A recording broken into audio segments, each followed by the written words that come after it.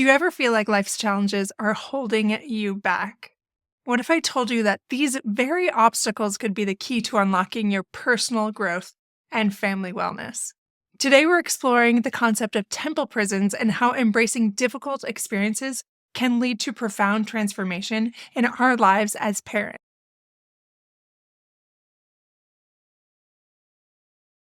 Welcome back to Fulfillment Therapy. I'm your host, Kendra Nielsen, and today's episode is deeply personal yet universally relevant. It's my birthday, and I find myself reflecting on recent experiences that have taught me valuable lessons about slowing down, reconnecting, and finding growth in unexpected places.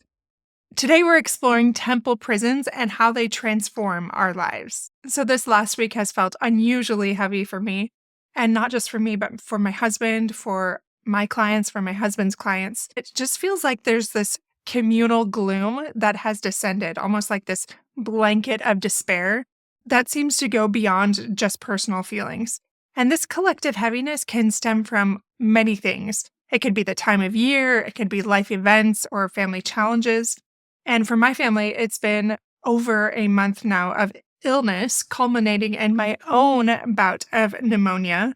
I thought we had made it through all of my family members except for my husband because my son got it briefly in the beginning, or so I thought.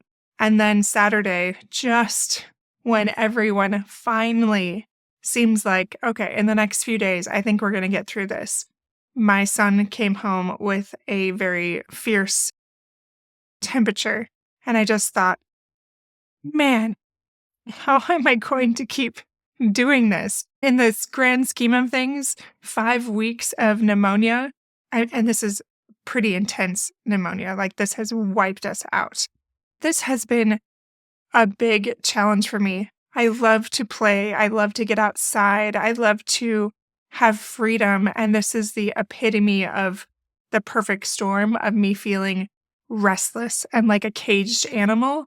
And navigating that on top of being on bed rest myself for quite a while has been a challenge, to say the least. So there's a lot of time for reflection recently. You can likely even hear it in my voice. I don't know how long before I will have it back completely. This morning was my first time back in the gym for a while, and I was just coughing nonstop. So hopefully you'll be able to understand me okay today. Carl Honoré said this: "The great benefit of slowing down is reclaiming the time and tranquility to make meaningful connections with people, with culture, with work, with nature." And this really resonated with me and my recent experience. I love goals. I love recommitting to different things and getting still and intentional about what I want to do.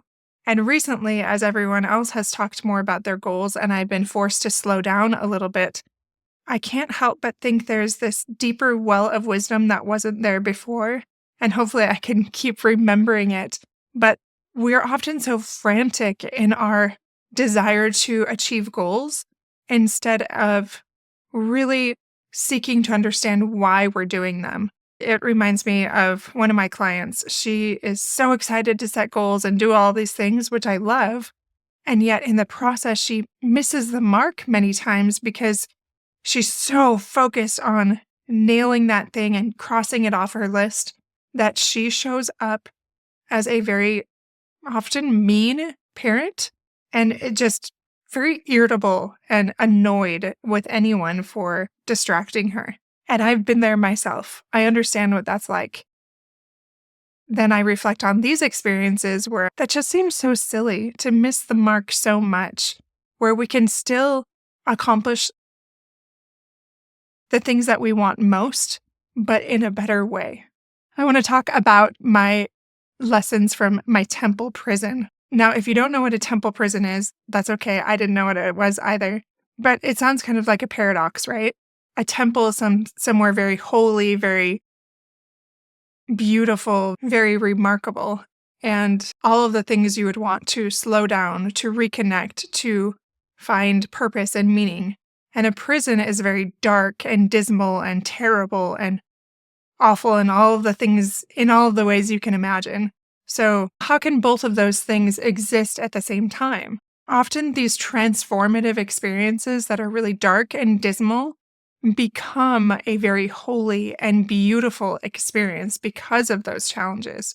Like I've shared several of those before, like the death of my father, the death of my brother, and also other things like having two premature children or having two miscarriages or holding my baby as she stopped breathing for 4+ minutes. And all of these health experiences, these challenges have become temple prison experiences that make me who I am today. And I want to explain this concept so you can explore your own temple prisons.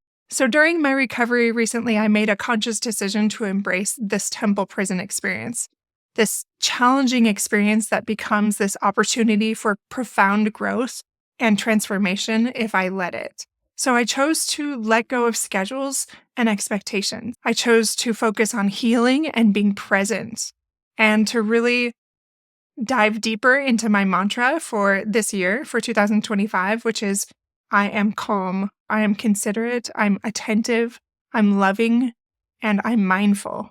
Now, could I be those things in the midst of all of my other to-dos and my lists? Now, not always, but that is what I keep going back to over and over. I am calm. I'm considerate. I'm attentive. I'm loving. I'm mindful. And yours might be something entirely different, but that is my mantra for this year. And it reminds me of Alan Watts' wisdom. He said, "There is no hurry. It is all here. So take it easy."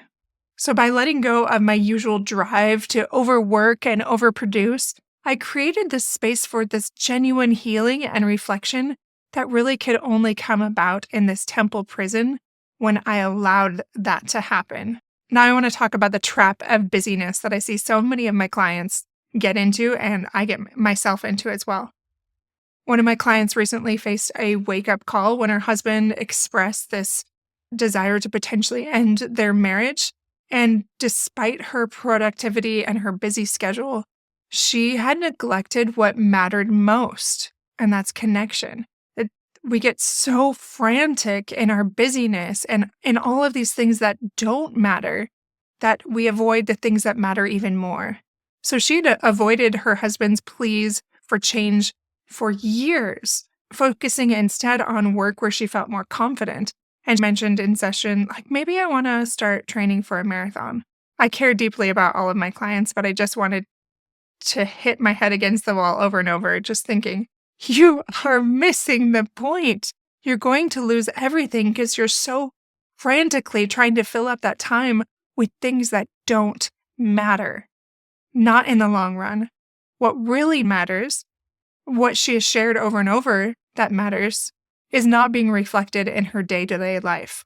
And we do the same things ourselves. What are we avoiding? How can we redesign our life for freedom and for effectiveness? I was talking to a friend recently about the book, The 4-Hour Workweek, and I love this concept. And I've been rethinking how to maximize freedom and minimize unnecessary work, especially considering these different clients that I've just talked to you about. And this applies not only to business, but to family life as well. For example, I could utilize my youngest daughter's love for organizing to tackle some of my household tasks that feel so overwhelming. With my team, I could focus on where I shine and outsource the rest of those things. I don't have to do it all myself, nor should I, and every business person out there will tell you the same thing. Mae West said this: "Anything worth doing is worth doing slowly." That goes so against my nature, and I know many of our natures.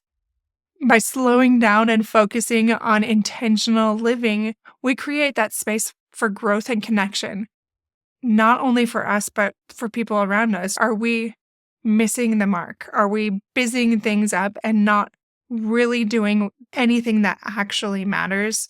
And I don't want to say it doesn't matter, but is it just busying up our lives instead of allowing for connection? So that concept of temple prisons reminds us that challenging experiences can be deeply educational and transformative, but again, only if we allow it to be. Have you had something challenging recently?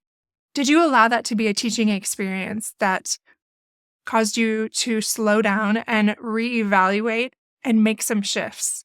During my recovery, I've learned some of these lessons myself. I've learned to slow down, to reevaluate my priorities and embrace the idea that less can be more. It, I would say, mostly is more. And live life fully by not being too tired to savor it. That's another thing that I was thinking. Like, I'm very good and efficient with my time. And yet, when my children get home, I often am so depleted that I just want to be by myself again because I'm so mentally exhausted. And I do wonderful, fun, fulfilling work. And yet, if I have nothing left to give by the time they get home, am I missing the mark? And are we doing the same thing, whether you're working or not? Like, how are you designing your life so that your time can be spent in the best way for the people that matter most? Walter Hagen said this: "You're only here for a short visit. Don't hurry, don't worry, and be sure to smell the flowers along the way." Now, that is like so trite, and yet it is true. Like, are we hurrying through life, and are we missing the point? I want to share very brief stories about 3 people. No matter what your faith is or where you line up here, they all have important lessons. One is about Nelson Mandela, one's about Joseph Smith, and one's about Joseph of Egypt. And these are all experiences about transformative periods of imprisonment that describe this temple experience or this temple prison that I'm talking about today. So I don't know if you know the story or the background about Nelson Mandela, but he's one of my heroes. He spent 27 years in prison, with 18 of those years on Robben Island, and he was in harsh conditions, often laboring in this lime quarry. He had limited contact with the outside world. He used this time for personal development. He studied, he strengthened his resolve, and he developed this philosophy of reconciliation that would later guide his leadership in ways that couldn't have come about in another way, most likely. So Mandela's prison experience became this crucible almost that forged his character and prepared him for his future role in leading South Africa in a way that no one else could without that time for personal development like Nelson Mandela had. And then there's another one, Joseph Smith. I was thinking about imprisonment, but it doesn't necessarily have to be a literal prison. Well, Joseph Smith was imprisoned in Liberty Jail for about 4 months during winter, and he experienced terrible conditions like cold, hunger, mistreatment. And during this time, he had some really profound spiritual revelations, some of which are in the Doctrine and Covenants right now. This experience deepened his understanding of suffering, and it strengthened his faith and provided guidance for the church during this challenging period. And again, this couldn't have come about in any other way without that temple prison experience. Now let's talk very briefly about Joseph of Egypt. So his imprisonment also lasted several years, and I've thought a lot about his story too. And I can't imagine how distraught I would have felt being betrayed by your siblings, feeling like there's no hope, and having the will to keep moving forward day after day. Well, during this time, Joseph maintained his integrity and his faith, which I'm sure was not easy if he saw a way out potentially. And he really rose in position and responsibility within the prison. He was able to interpret dreams. I don't know if you remember the story, but especially about Pharaoh's cupbearer and baker. And that ultimately led to his release and his position of power in Egypt. So this time for him in prison was a period of preparation, and he really honed his skills and deepened his trust in God during that experience.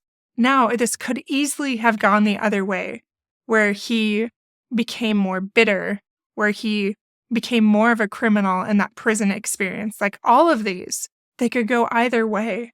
But what do we do with these experiences? In all of these cases, these periods of confinement were both physically and emotionally challenging, but they served as crucibles for character development, for that spiritual growth and that preparation for future leadership. They were crucial in their development. And these show us that these temple prison experiences, these experiences of adversity, they become this catalyst for profound personal transformation and spiritual enlightenment. Now, I can't compare my experience with pneumonia to these three experiences. These are obviously very extreme situations of literal imprisonment, and yet we all have our own temple prison experience that can be that catalyst for change, that crucible for character development that we so desperately need, and that is really a gift to us. But in our own finite understanding, we often don't see that because we're in the thick of it. But when I think back on my other experiences too, those pivotal shifts in my life, those temple experiences, I recognize that they help me transform and grow in a way that nothing else could. So in this tiny temple experience recently, I've been able to slow down and reconnect with what truly matters and embrace that intentional living instead of just frantically existing and going through the motions. And we can find that greater fulfillment and meaning in our lives as well, whatever our temple prison experience might be. I hope this helps you, my friends. I hope you're able to dig deep and look inwardly in a way that maybe you haven't before. Thank you for joining me today as I shared some of these personal experiences. And if these ideas resonate with you, or you have your own temple prison story you'd love to share, I'd love to hear from you. You can reach out at hello@fulfillmenttherapy.org. And if you ever feel like you'd be a great fit for the show, we'd love to chat with you. So you can email us there as well. As always, you can find all of our information in the show notes. And don't hesitate to sign up for one of our courses, whether you want to start your own podcast and become a leader yourself, or you want to take your mental health and wellness to the next level. We have 6 courses. If they're not all available right now, they will be shortly. Thanks again, my friends. We have a new episode every Monday and Thursday, so I'll see you in just a few days.